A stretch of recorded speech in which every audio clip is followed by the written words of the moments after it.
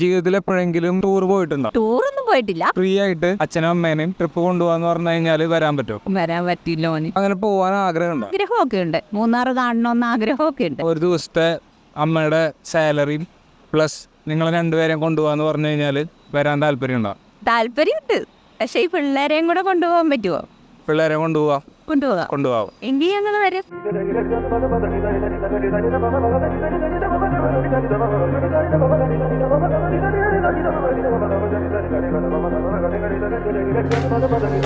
ഇനമ്മയുടെ ജീവിതത്തിലെ ഏറ്റവും സന്തോഷം എനിക്ക് എൻ്റെ മോളുടെ കല്യാണം നടന്നതാണ്. അതിനുശേഷം ഞാൻ എൻ്റെ ജീവിതത്തിൽ ഇത്രയും സന്തോഷിച്ച ഒരു ദിവസം എൻ്റെ ഈ 57 വയസ്സിനിടയ്ക്ക് ഉണ്ടായിട്ടില്ല.